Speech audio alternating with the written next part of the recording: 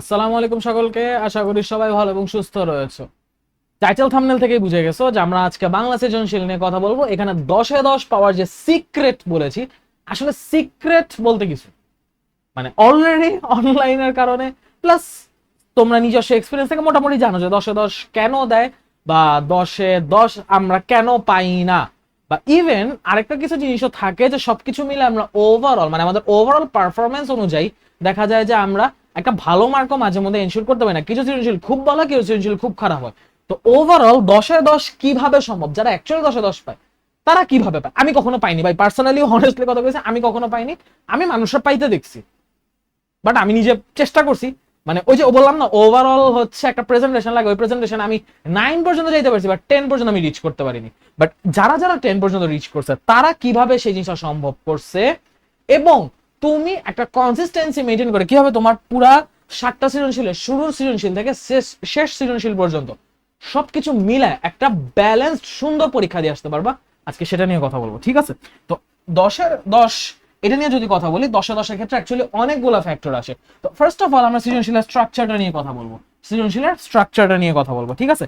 তো সৃজনশীলের স্ট্রাকচার হচ্ছে তোমাকে একটা উদ্দীপক দিবে, সেই উদ্দীপক থেকে তোমাকে 4টা প্রশ্ন করবে, ক, খ, গ, ঘ।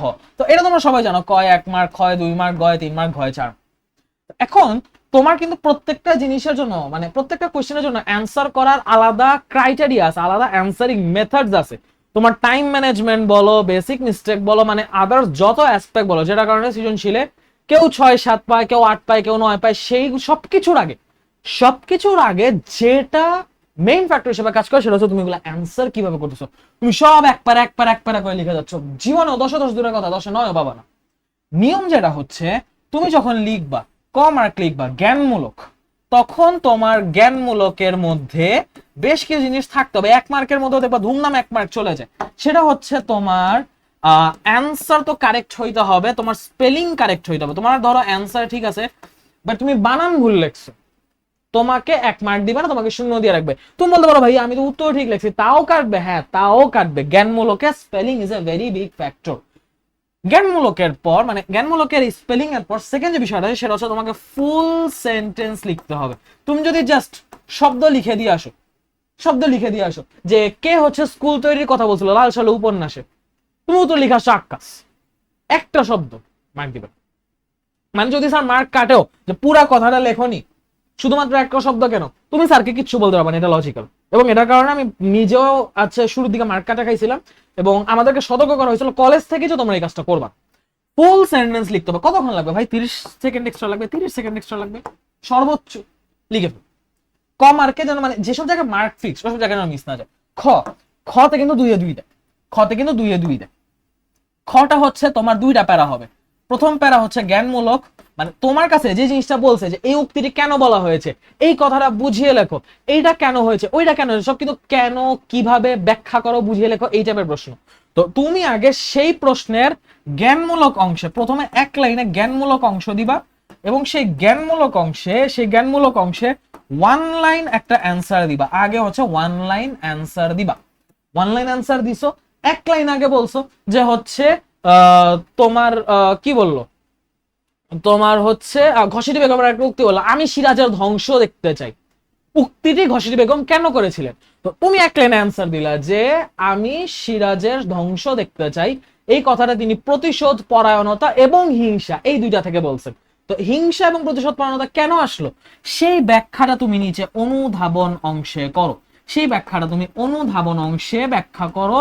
অনুধাবন অংশে তুমি যখন ব্যাখ্যা করবা, তুমি এইটাকে 2 অংশে লিখবা। প্রথমে 1 লাইনে লিখা, তারপর পরে আরেক লাইন থেকে পুরোটা এক্সপ্লেইন করলা। এই জায়গায় তুমি হচ্ছে এক্সপ্লেইন করবা তোমার এই 1 লাইন অ্যান্সারটাকে।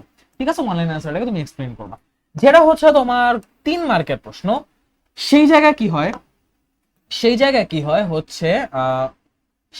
আমি একটু এইদিকে নিয়ে আসি। সেই জায়গায় কি হয়, তোমাকে 3টা অংশ লিখতে হবে। তোমার এখানে 3টা অংশ থাকবে। প্রথমে থাকবে জ্ঞানমূলক, মানে প্রথমে 1 লাইনে তুমি এখানে 1 লাইন অ্যান্সার লিখবা।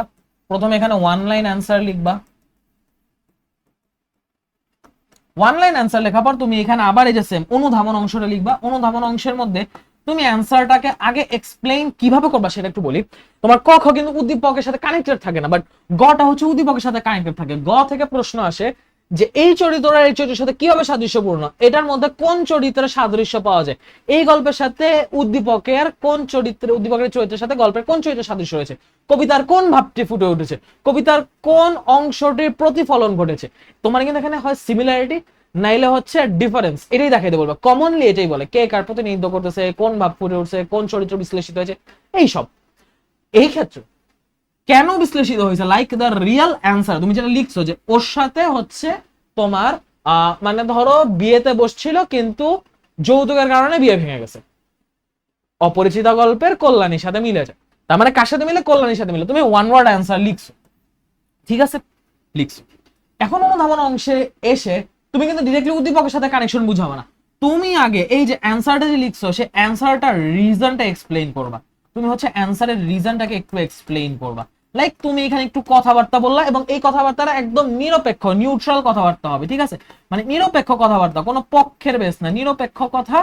মানে এটা গল্পেরও না উদ্দীপক না। তুমি বলবা যৌতুক একটি সামাজিক ব্যাধি, যৌতুকের কারণে হচ্ছে তোমার অনেক আগের থেকে বর্তমান পর্যন্ত এখন পর্যন্ত মেয়েরা হচ্ছে সাফার করে আসতেছে বিবাহিত জীবনে, যেখানে তার জীবনে একটা নতুন অধ্যায় সুন্দরভাবে শুরু হওয়ার কথা ছিল, সেইখানে সে হচ্ছে একটা সামাজিক কুসংস্কার, সামাজিক ব্যাধির শিকার হয়ে তার জীবনের সবচেয়ে সুন্দর সময়টাকে মানে সবচেয়ে বাজে বা সবচেয়ে ভয়ঙ্কর স্মৃতি হিসেবে নিজের জীবনে হচ্ছে মানে এক্সপিরিয়েন্স করতেছে, অভিজ্ঞতা হচ্ছে, এবং এই জিনিসটা তাকে সারা জীবনের জন্য মানে একটা ধাক্কায় ফেলে দিচ্ছে।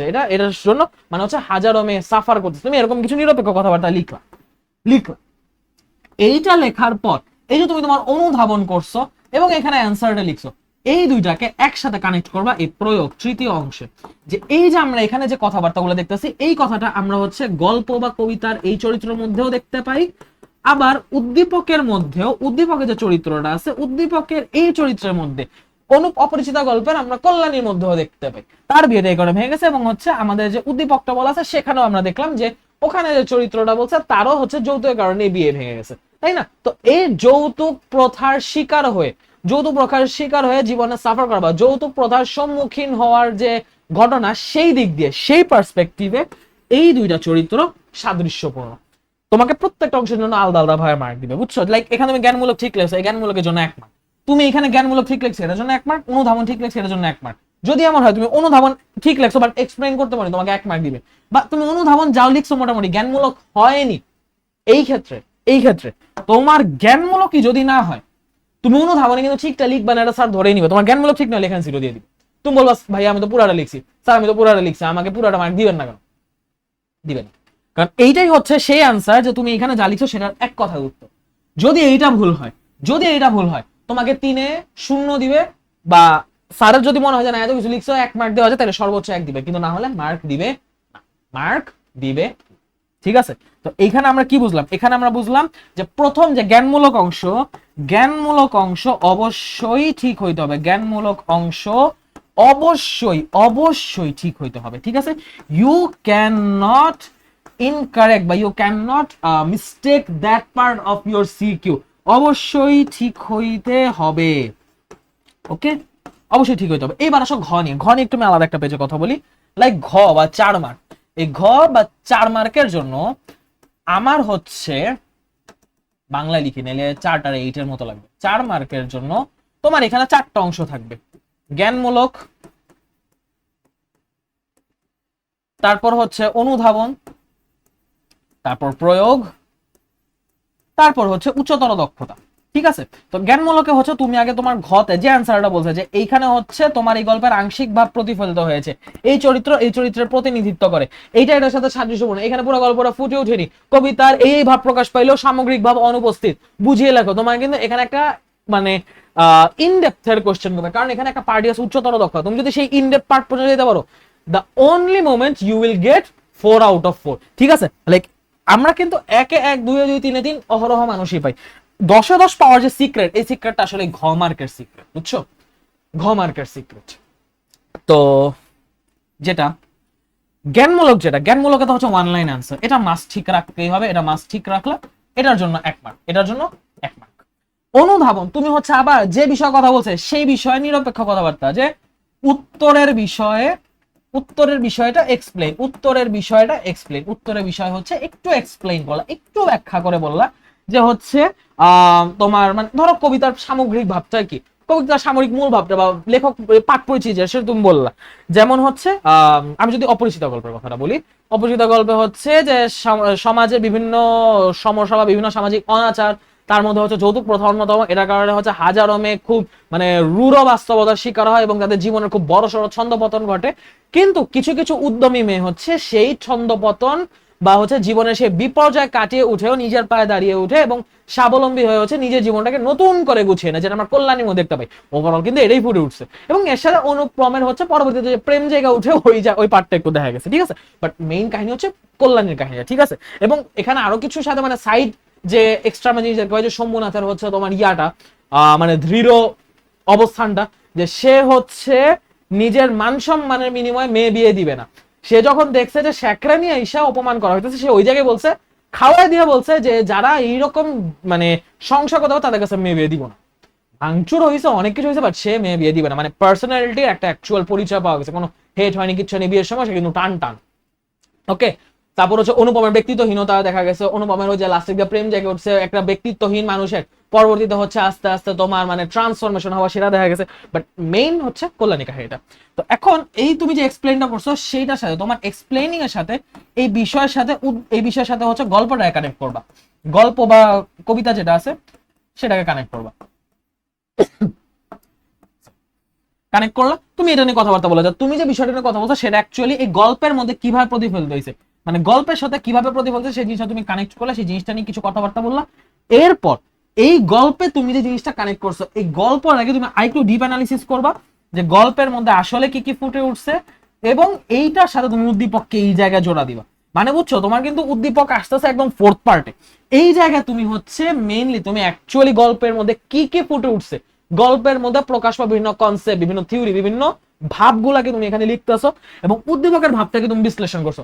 তারপর তুমি এর সাথে মিক্স এন্ড ম্যাচ করে দেখেছো, এটা ম্যাচ করছে, এটা ম্যাচ করছে, গল্পের সাথে এটা দেখা গেল, এটা দেখা যায়নি, ওটা হয়নি। দেন হচ্ছে আমরা সবকিছু মিলায় বলতে পারি উক্তিটি সঠিক, উক্তিটি সঠিক নয়, পুরোপুরি প্রতিফলিত হয়েছে, সামগ্রিক ভাব ফুটে উঠছে, উঠেনি, ওই সব কিছু আমরা বলতে পারি। তো এই জায়গায় হচ্ছে 1 মার্ক দেয় এবং এখানেও 1 মার্ক দেয়। বাট এই গুছানোটা হচ্ছে একটু ডিপ এবং একটু সুন্দর লেখনী হওয়া লাগে এবং এইটার সাইজ একটু বড় হওয়া লাগে পুরো লেখাটা। তুমি যদি ওভারঅল এই জায়গাটায় এইখানে সুন্দর মতো অ্যানালিসিসটা করতে পারো, গল্পের যে পার্টগুলো ফুটে উঠছে, ধরো সামগ্রিক প্রকাশ করতে বলছে, গল্পের মধ্যে টোটাল 5টা অংশ ফুটে উঠছে, বা কবিতার মধ্যে টোটাল কবি হচ্ছে 5টা বিষয়ের আলোকপাত ঘটাইছেন, তার মধ্যে 2টা 3টা বিষয় উদ্দীপকের সাথে যায়, সবগুলা যায়, আংশিক প্রতিফলন করছে। তুমি যখন এই জিনিসটা বলবা যে এটার উপস্থিত থাকলো, এই জিনিসটা অনুপস্থিত, এখানে যেটা গল্পে দেখা গেছে সেরকম উদ্দীপকের কোনো আলোকপাত ঘটেনি, তাই এই সব সাপেক্ষে বা এই কম্পারিজনের সাপেক্ষে আমরা বলতে পারি উক্তিটি সঠিক বা সঠিক নয়। দেন তুমি হচ্ছে এদিকে 1 মার্ক পাবে এবং তুমি তখন পাবা 4 আউট অফ 4, সৃজনশীল আসবে 10 আউট অফ 10, ঠিক আছে, 10 আউট অফ 10।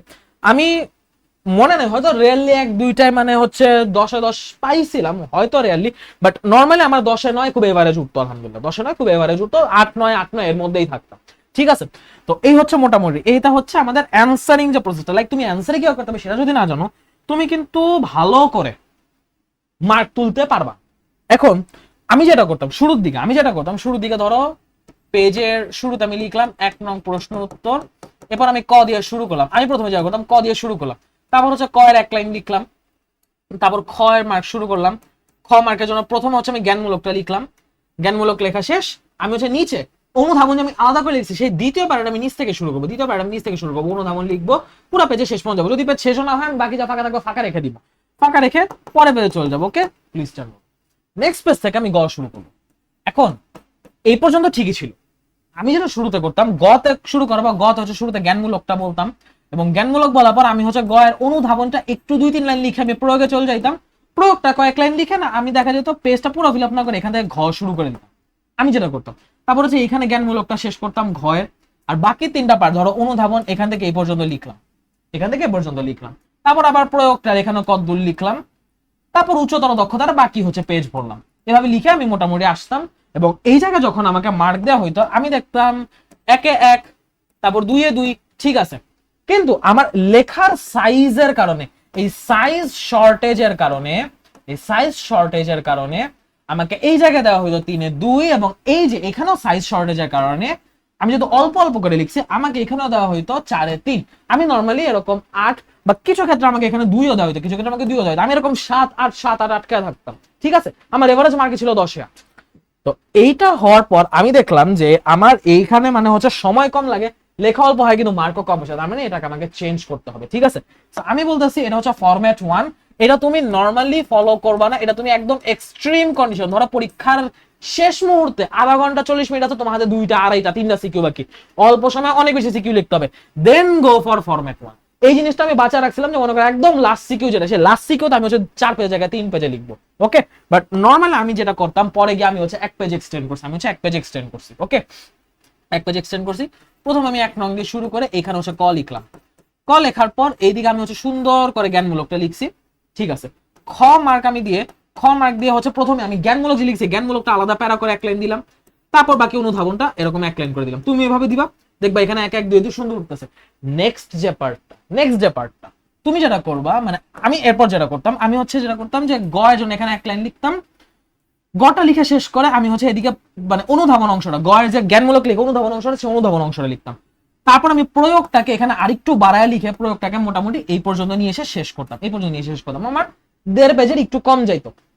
এখন অ্যাকচুয়াল মানে আমার মিস্টেক যেটা ছিল, বা 10-এর 9 পাওয়ার 10 না পাওয়ার যে কারণ ছিল, আমি ঘ শুরু করতাম এখান থেকে, এবং এই জায়গায় হচ্ছে আমি যখন এভাবে লিখে যাইতাম, এখানে জ্ঞানমূলকটা লিখলাম, এখানে আবার হচ্ছে অনুধাবন লিখলাম, অনুধাবনটা এখানে শেষ করে এখান থেকে আবার প্রয়োগ শুরু করে এখানে কিছু দূর যাইতাম। তারপর হচ্ছে আবার এখানে উচ্চতর দক্ষতা শেষ করে এই পর্যন্ত হচ্ছে সৃজনশীল শেষ করে দিতাম, পরে পেজে চলে যেতাম। এবং এই জন্য আমার গতে দেখা যাইতো হচ্ছে পরবর্তীতে 3-3 পর্যন্ত পাইছি, বাট ঘটা সবসময় আমার 4-3 4-3 এরকম দিত, কনস্ট্যান্ট মার্ক ছিল 4-3।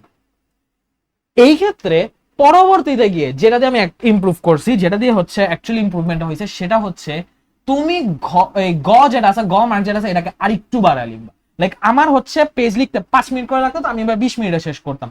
বাট অ্যাকচুয়াল উপায়টা হচ্ছে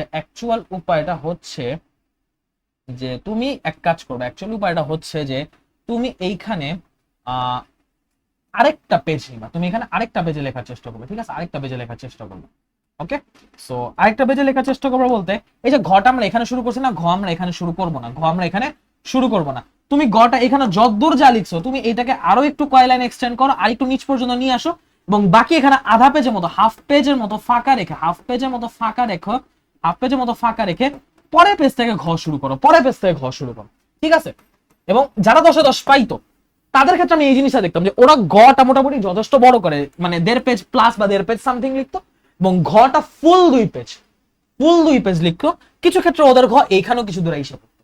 ঘটা হচ্ছে প্রথমে তুমি দিয়ে জ্ঞানমূলক দিবে, তারপর এদিকে অনুধাবনটা লিখলা সুন্দর করে, অনুধাবন এ পর্যন্ত শেষ।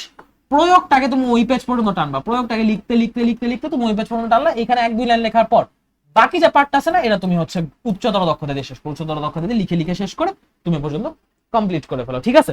তো এইভাবে তুমি যদি লিখো, তুমি দেখবা এখানে তোমার কিছু দূর ফাঁকা, এখানে কিছু দূর ফাঁকা, মোটামুটি এই পেজটা লিখতে খুব বেশি সময় লাগে না, এই পেজটা লিখতে 4 মিনিটের মতো লাগে। আমি এবার টাইম ম্যানেজমেন্ট নিয়ে কথা বলছি। তুমি যদি এইভাবে লিখো ইনশাআল্লাহ, তুমি দেখবা এই জায়গায় তো 3-3 এবং এখানেও 4.5 ঠিক আছে। এবং এই কয়েকটাতে আমি 1-2-3-3 মোটামুটি পাইছি, বাট এই 4টা হচ্ছে এই একটা কারণে উঠেনি, এবং যাদের উত্তর তাদের মধ্যে দেখতাম আমার সাথে তাদের এই একটা ডিফারেন্স। লেখা শেষ হবে না ভেবে, লেখা আমি টাইম দিতে পারবো না ভেবে আমি হচ্ছে এইভাবে করতাম না। আমি ভাবে সব সিকিউ না, প্রথম 2-1টা করতাম, পরে গুলো দেখা যেত আমি আবার আমার ওই আগের ফরম্যাটে ফেরত গেছি, ঠিক আছে। তো এখন কাহিনী হচ্ছে তুমি এই জায়গায় 4 মিনিট দিছো, এই 3টা পেজ ফুল লেখা তোমার এগুলা 5 মিনিট লাগবে। তাহলে কত হইলো? 3-5 15 আর 4 19 মিনিট। তুমি পার সিকিউ 22 মিনিট করে পাচ্ছ। এখানে তুমি আধা পেজ লিখতেছো না, এই পেজের লেখাটা তুমি 3 মিনিটের মধ্যে শেষ করবা, এই পেজের লেখাটা তুমি 3 মিনিটের মধ্যে শেষ করবা। তাহলে ওভারঅল সবকিছু মিলে তোমার 22 মিনিট হইতেছে। কথা হচ্ছে ভাইয়া 22 মিনিট সব সময় ফলো হয় না, মাঝে মধ্যে একটু বেশি লাগে একটু কম লাগে। যদি আমার এমন হয় যে 5টা সিকিউ লিখতে যা লাগার আচ্ছা 10 মিনিট 15 মিনিট বেশি চলে গেছে, এন্ড 2টা সিকিউর জন্য আমার দরকার 40 মিনিট, আছে আধা ঘন্টা, ফরম্যাট 1 এ ব্যাক চলে যাও। এইভাবে হচ্ছে গুছায় দিয়ে আসো, অন্তত 1 2 2 3 করে 8 হইলেও পাবো, ঠিক আছে। এবং এইভাবে তুমি তো মোটামুটি 5টা সিকিউ লিখে আসো, তোমার মোটামুটি মার্ক কমপ্লিমেন্ট করবে। এখন তোমার অ্যাকচুয়াল একটা জিনিস দেখো, আমি তোমাকে বলতেছি, সবাই বলতেছি, বাট দেখো তোমার কি 10-এ 10 অ্যাকচুয়ালি দরকার? আমি একটা কথা বলি, 10-এ 10 হইলে এক্সেলেন্ট, বাট কথা হচ্ছে অ্যাকচুয়ালি দরকার সেটার প্রশ্ন আমি বলবো তোমার 10-এ 9 হলেও সমস্যা নেই, 10-এ 9 হলেও সমস্যা নাই। কারণ সিকিউ পার্টে তোমার হচ্ছে 70-এর মধ্যে 54-তে এ প্লাস, মানে 70-এর মধ্যে এ প্লাস মার্ক হচ্ছে 54, এবং তুমি যদি সবগুলো সিকিউতে 8 করে পাও তোমার 54 উঠে যাচ্ছে। তুমি যদি সবগুলো সিকিউতে অন এভারেজ 10-এ 9 করে পাও তোমার 70-এ উঠতেছে 63, তোমার 70 উঠতেছে 63। তুমি এমসিকিউতে যদি ধরো 30-এর মধ্যে 28 পাইলা, তোমার 28 আর 63 মিলে কত হয়? 28 আর 63 মিলে আসে 91, তোমার মার্ক এ প্লাস থেকে আরো যথেষ্ট উপরে আছে। তুমি এখানে ভালো করার চেষ্টা এই কারণে করবা যেন বাংলা সেকেন্ড খারাপ হলে তুমি এখানে কমপ্লিমেন্ট দিতে পারো। তোমার বাংলা সেকেন্ডের কভার আপ দিবে হচ্ছে এই জায়গা, যত এখানে বেশি তুলতে পারো, যত এখানে 9 10 9 10 তোলা যায়, ঠিক আছে। আর কমের মধ্যে হলে যেন 8-এর কম না আসে, 8 হচ্ছে মিনিমাম, ঠিক আছে। তা আমি যেটা দেখেছি তুমি 10 9 এভাবে ইনশাআল্লাহ ইজিলি তুলতে পারবে, ওকে। কারণ ধরো তুমি সবই লিখছো, তোমার সবই লেখার মানে ঠিক আছে, সাইজ ঠিক আছে, বাট কোনো কারণে মান ফল করছে, এটাও তো হতে পারে। ভিতরে লেখনি হয়তো তুমি ঠিকঠাক দিতে পারোনি, বা বড় লিখতে গিয়ে একই কথা বারবার রিপিট হয়ে গেছে, সেখানে কিন্তু 4 জায়গায় 3 দিবে। সো লেখনি প্লাস অ্যান্সার সাইজ দুইটাই ম্যাটার করতেছে। when everything clicks then it is 10 out of 10, ওকে। এবং এজন্য আমি আমার অনেস্ট রিয়েলিটি শেয়ার করলাম যে এই জিনিস আমি অ্যাচিভ করতে দেওয়া ক্লাস নিতে আসছি এমন না, আমি আমার অভিজ্ঞতা থেকে, আমার আশপাশের অভিজ্ঞতা থেকে যেটা জানছি সেটা তোমাকে দেখাইতে আসছি। তো ওভারঅল সামারি কি দাঁড়ায়, তোমার হচ্ছে জ্ঞানমূলক অল কারেক্ট হইতে হবে, অল কারেক্ট হইতে হবে। জ্ঞানমূলক যদি কারেক্ট না হয় তোমাকে মার্ক দিবে না, দিবে না, দিবে না। জ্ঞানমূলক মাস্ট কারেক্ট হইতে হবে।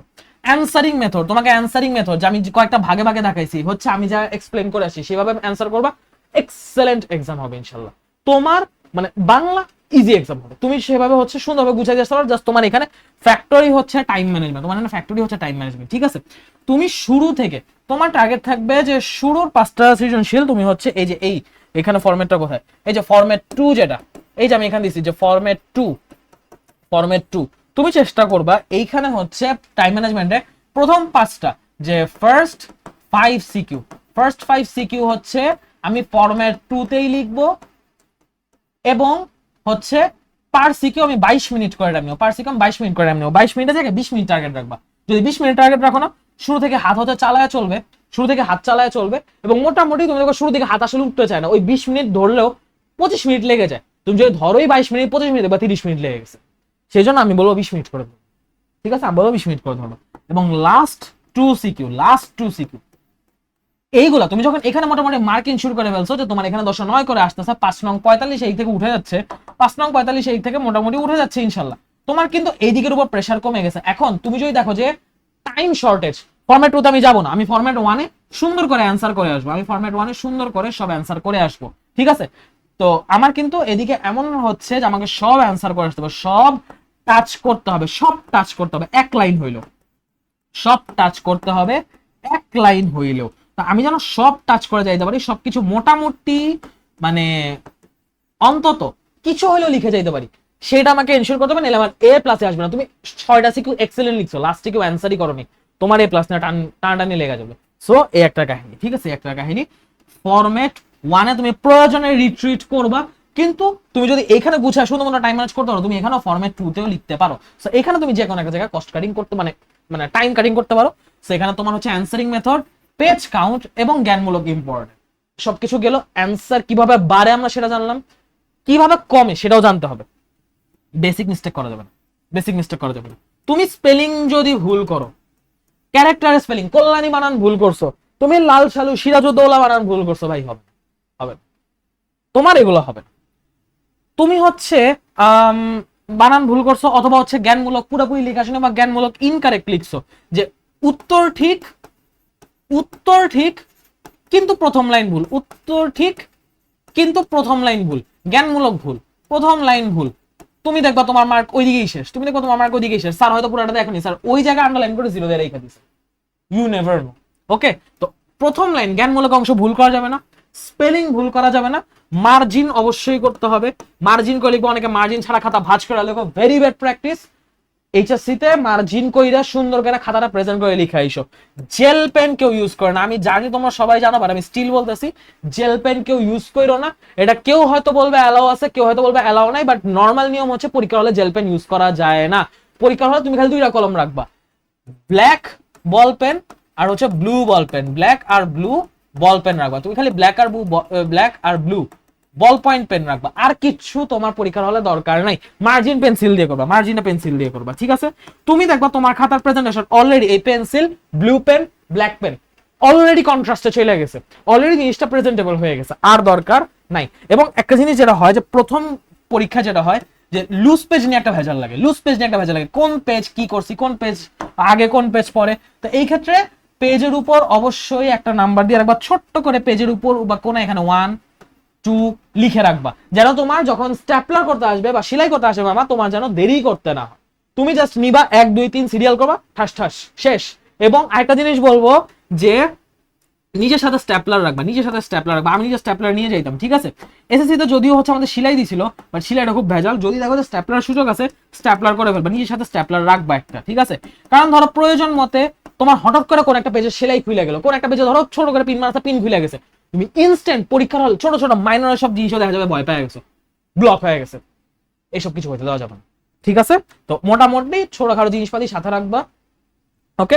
ওভারঅল প্যানিক না করে সুন্দরভাবে লিখবা, দেখবা ইনশাআল্লাহ মোটামুটি অ্যান্সার হয়ে গেছে। এবং লুজের ক্ষেত্রে যেটা করবা, আমার হয়তো এই মুহূর্তে খাতাটা কিছু সামনে নাই, খাতা সামনে থাকলে একদম মানে লুজের মার্জিনটা একদম এইখান থেকে করবা না, লুজের মার্জিনটা একটু চাপায় করবা। কারণ তুমি যখন খাতাটা ভাঁজ করবা এই জায়গা ফোল্ডিং এ চলে যাবে, তুমি আগে থেকে যেটুকু তোমার ভাঁজে চলে যাবে সেইটুকু বাদ দিয়ে তার সামনে থেকে মার্জিনটা করবা। তাইলে হচ্ছে ভাঁজ করলে তুমি দেখো ভাঁজের পর স্ট্যাপলার করার পর, তুমি এদিকে স্ট্যাপলার মারার পর তোমার মার্জিনটা এইখান থেকে আসে, নাহলে দেখো তোমার লেখা ভিতরে ঢুকে গেছে বা ওইদিকে হচ্ছে চাপা পড়ে গেছে। সো এই জিনিসটা একটু খেয়াল রেখো, ভাঁজ করে লিখলে তুমি যখন লুজের ভিতরে লিখতে যাবো, তুমি দেখো ভাঁজ দেখে তোমার হাত অটোমেটিক যে আটকে গেছে, লেখা ভিতরে চলে যাইতেছে না, তাহলে তুমি কেটে কেটে করার শব্দ ঠিক করবা।